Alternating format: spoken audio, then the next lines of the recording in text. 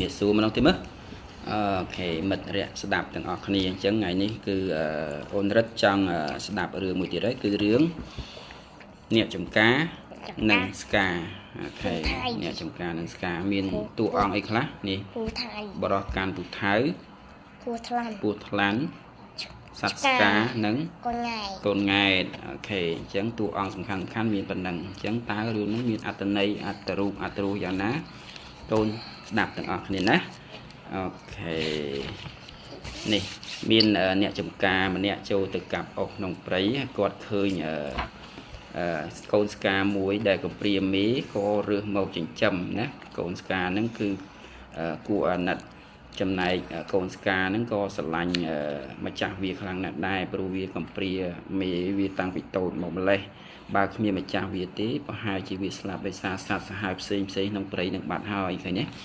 អញ្ចឹងសត្វស្កាចេះមើលថែផ្ទះចេះការពារសត្វល្អិតណាដែលចូលមកបំផ្លាញទ្រព្យម្ចាស់វាបានយ៉ាងល្អអ្នកចំការស្រឡាញ់នឹងចាត់ទុកសត្វស្កានឹងជាអ្នកបម្រើមួយដ៏ល្អហើយមិនដែលបារម្ភពេលដែលគាត់ចេញទៅផ្ទះទេឃើញអត់ហ្នឹងហើយសំបីតែកដលតូចតាចក៏វាមិនហ៊ានមកផ្លាញទ្រព្យសម្បត្តិនៅក្នុងផ្ទះរបស់គាត់ដែរអញ្ចឹងថ្ងៃមួយហ្នឹងអ្នកចំការហ្នឹងក៏បានទុកកូននៅក្នុងអង្រឹងឲ្យស្កាហ្នឹងចាំមើលកូនរបស់គាត់រួចគាត់ក៏ទៅចំការនៅខាងក្រោយផ្ទះដើម្បីបំពេញការងារពេលនោះមានពស់ថ្លាន់ធំមួយឃើញអត់ណាលូនមកសង្ងំបំរុងនឹងស៊ីកូនទូចនឹងស្កាឃើញក៏ហោះលោតទៅតតាំងជាមួយនឹងពស់ថ្លាន់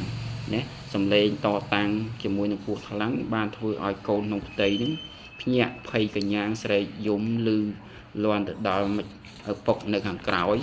អញ្ចឹងម្ចាស់ចំការនឹង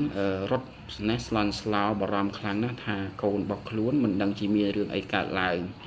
ណាគាត់ក៏បោះការងារចោលហើយសម្ដៅមកណាដល់ផ្ទះឃើញស្កាឈរនៅមុខកម្មចិន្តាហ្នឹងបាទខ្លួនប្រឡាក់សតិឈាមទាំងអស់ពេលនោះអ្នកចំការរន្ធត់ចិត្តយ៉ាងខ្លាំងគាត់គិតថាសត្វស្កានេះប្រហែលជាសម្លាប់កូនអញហើយមើលទៅបានជាមានឈាមប្រឡាក់ពេញខ្លួនបែបនេះមែនទេអញ្ចឹងពេលហ្នឹងអ្នកចំការនឹងខឹងខ្លាំងមិនបានគិតច្រើនទេគាត់ក៏ទាញពូថៅពីចង្កេះហ្នឹងទៅសម្ពងក្បាលស្កាហ្នឹងមួយទំហឹងធ្វើឲ្យស្កាហ្នឹងស្លាប់ណាលើក្នុងថ្លុកឈាមណា